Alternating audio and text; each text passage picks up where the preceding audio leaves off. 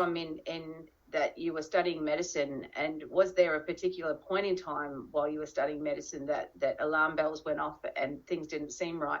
Or is this a way that you've always thought? Yeah. The point for me was my own health kind of journey.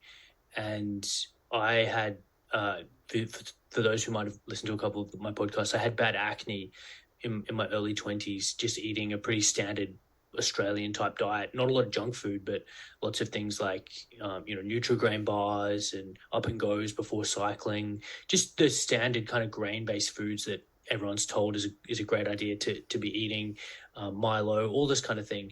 And I basically went through the mainstream medical system and wasn't told about or given any really useful advice about how lifestyle was impacting symptoms, and then was just written prescriptions after prescription. That was the initial kind of touch point with the medical industry or the pharmaceutical kind of based paradigm. But it was interesting because then, being a curious person, I was interested in diet and the narrative at the time, and it's only grown stronger since 2017 when I did 9 months of plant-based eating, but it still is purported to be the optimal diet for the human health and for the planet. So I went from using these medications that they didn't really help and had to stop one called Roaccutane, which you might be aware of is a very, very strong medication for dealing with severe cystic acne, to trying dietary approaches. But the dietary approach that I used was one that was very, very heavy in grains, in legumes, in vegetables, in fruit. And that kind of just made things worse. And the opposite of thriving is what I like to say about it. That was a personal journey of having these health issues and then comparing them against what I was being taught in medical school and trying to explore where their answers were. And the answers weren't being found in what I was being taught, either in medical school or any of the kind of conventional textbooks. We've all come across the challenge of conflicting information. So I don't know if there's any one easy way to be able to, compare, like everything that we talk about, like you talk about grains, having less grains, there'll always be an argument for that they're naturally part of the diet. And, we were talking before regards to sweet potato having a natural role in native diets in Hawaii and things like that. How do you deal with that? Yeah, so that's a great question. What I like to use as much as possible is an evolutionary lens in terms of what I think is appropriate for us as humans. So I guess there's a couple of checkpoints or a couple of key dates that if you go back in history, you kind of get a perspective on what we should or shouldn't be eating.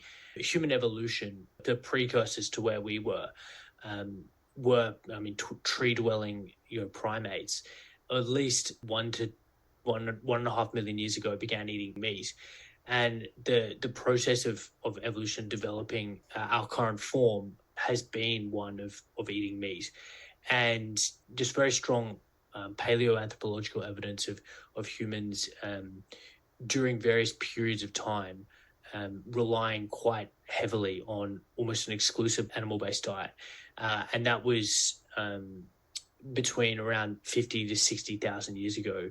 There's stable isotope data. So basically what happens is they can analyze the presence of bone fragments for a bioaccumulation of certain isotopes, and they can infer a trophic level or a food chain based on the presence of these type of isotopes. So you can essentially make a food chain of where at the bottom you have herbivores who have the least bioaccumulation, then you have a carnivore that eats those herbivores, and they're going to bioaccumulate more.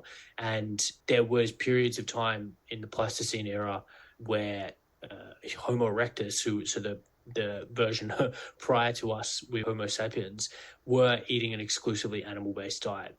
That's about 50, 60,000 years ago. So obviously since then, the megafauna, which were massive land-dwelling mammals, which were very, very rich in fat and obviously an abundant energy source for humans, we made specific trade-offs and evolutionary adaptations to consuming this animal food, especially with regard to fat.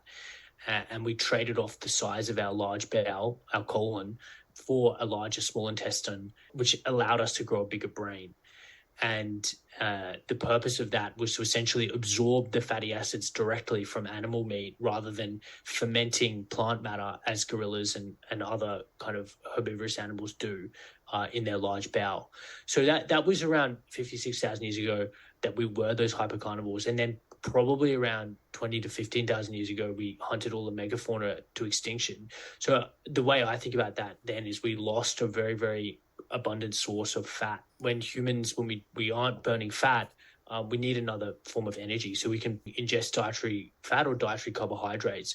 The way I think about it is that the ending of abundant access to large ruminants like the megafauna prompted the domestication of grains. The earliest time that grains were domesticated, I don't think you'll find anyone credibly saying it's further than 12 to 8,000 years ago. So probably closer to 6,000 years ago in the Fertile Crescent, where wheat, which was essentially a grass, was selected for, as you all would probably know. And then we had the beginnings of civilization, which was based on access to an abundant source of energy in the form of grains. So why that's important to health is because if you think about the time that humans have been on the planet, the proportion of time which we relied on exclusively or on grains as an energy source would have been quite small in proportion to the time that we relied on animal fat and animal meat. Not to say that after that hypercarnivore period, we did obviously eat plant foods and we did evolve adaptations to becoming omnivorous. But when we fast forward to 2023 and people are having health issues, my default perspective or my default position for people who are sick, and that's a key kind of distinction that I want to make, is between people who are well and people who are sick. People who are sick and they have any kind of range of issues, for those reasons, my default is to exclude the grains, exclude non-animal-based products, and watch for a response. That, in my experience, has been a very, very powerful healing protocol to get someone back up to that well state. Once they're well, then I say you can eat whatever you can tolerate. Again, as you said, Rochelle, there's lots of conflicting evidence and there's lots of tribalism and religious, almost quasi-religious ideology when it's surrounding diet. But essentially, I just see diet as a tool, and whatever facilitates optimal health for that individual person with that set of health problems is the optimal diet for them. So I'm not dictating or I'm not exclusively saying people should never eat plants or they should do this or that. But I would suggest that if they're unwell, then avoiding grains, plant foods at a beginning from a dietary strategy is my kind of default. The realization for me is how far you go back to understand these things, and because at the moment we're just getting bombarded, with social media and everything, like and books and all these sorts of things. Fantastic.